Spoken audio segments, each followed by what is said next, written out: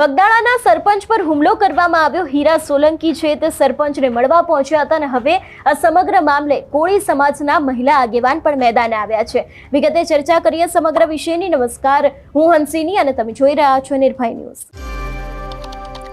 બગદાણાના સરપંચ ઉપર હુમલો કરવામાં આવ્યો એ બાદ કોળી સમાજ અત્યારે હાલ મેદાને છે। નામ તો જયરાજ આહિરનું પણ સામે આવી રહ્યું છે કે ક્યાંક આ હુમલાની પાછળ તેમનો હાથ છે એવા આક્ષેપો મૂકવામાં આવી રહ્યા છે। જો કે પોલીસે આ સમગ્ર મામલે એવું પણ કહ્યું છે કે આની પાછળ જયરાજ આહિરનો કોઈ જ હાથ નથી।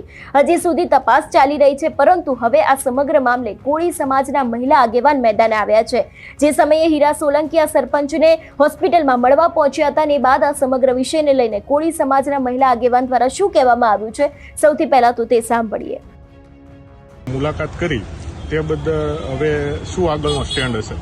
હું એડવોકેટ મનીષાબેન રાઠોડ, અખિલ ભારતીય કોળી સમાજ ગુજરાત પ્રદેશની મહિલા ઉપપ્રમુખ।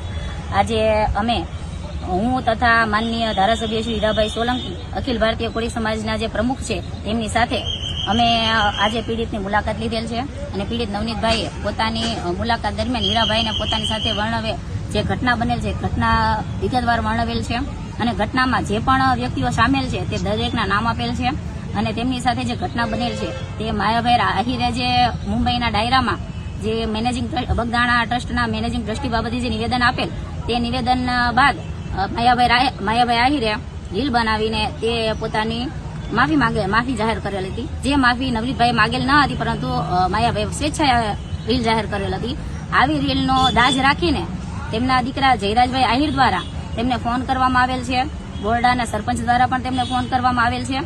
આવી રીતે અને તે 29/12ના રોજ રાતના તેમની ઉપર એક ઘાતકી જીવલેણ અને અતિ નિંદનીય હુમલો કરવામાં આવેલ છે, જેમાં નવનીતભાઈના હાથ પગ ગંભીર ઈજા થયેલ છે, ફ્રેક્ચર થયેલ છે અને માથાના ભાગે પણ એમને ઈજાઓ થયેલ છે।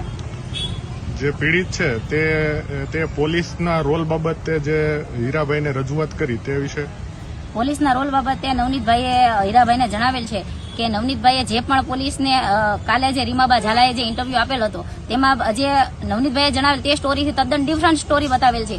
એ બાબતે નવનીતભાઈએ ખુલાસો કર્યો છે કે આવી કોઈ પણ ઘટના બનેલ નથી। એવા શખ્સો ખાણ ખનીજનું કરે છે કે નથી કરતા મને કાંઈ ખબર નથી ને મેં એવું કોઈ જણાવેલ નથી। એટલે માત્ર આરોપીઓએ એવું કીધું કે આ વસ્તુ બનેલ છે। આરોપીએ પોતાની હકીકત જણાવી, જ્યારે પોલીસની ફરજ છે કે ફરિયાદી જે જણાવે તે હકીકતો રજૂ કરવી જોઈએ। આરોપીએ તો પોતાની સ્ટોરી ગમે તે બનાવી શકે છે, ફરિયાદી જે પોતાની હકીકત જણાવે છે ફરિયાદમાં તે રજૂ કરવી જોઈએ પ્રજા સમક્ષ। પીડિતે જે હીરાભાઈ સોલંકીને જે ન્યાય માટે અપીલ કરી, તો હીરાભાઈનો આગળનો સ્ટેન્ડ શું રહેશે? હીરાભાઈનો આગળનો સ્ટેન્ડ એ છે કે અમે આખો કોળી સમાજના દરેક ધારાસભ્યો, સાંસદો અને કોળી સમાજના દરેક આગેવાનો અમે સાથે મળીને દરેક વ્યક્તિઓ સાથે મળીને નવનીતભાઈને ન્યાય અપાવશું અને પોલીસ દ્વારા જે પણ પોલીસ કર્મીઓ દ્વારા જે બેદરકારી દાખવવામાં આવેલ છે તેની ઉપર તત્કાળ પગલાં લઈને સસ્પેન્ડ કરવા સુધીની અને બદલી કરવા સુધીના પગલાઓ પણ હીરાભાઈ દ્વારા લેવામાં આવશે। અત્યારે હાલ આ સમગ્ર વિષયને લઈને કોળી સમાજમાં ભારે રોષ જોવા મળી રહ્યો છે અને તે લોકો પણ અત્યારે હાલ એવું કહી રહ્યા છે કે તે લોકોને આ સમગ્ર ઘટનામાં ન્યાય જોઈએ છે।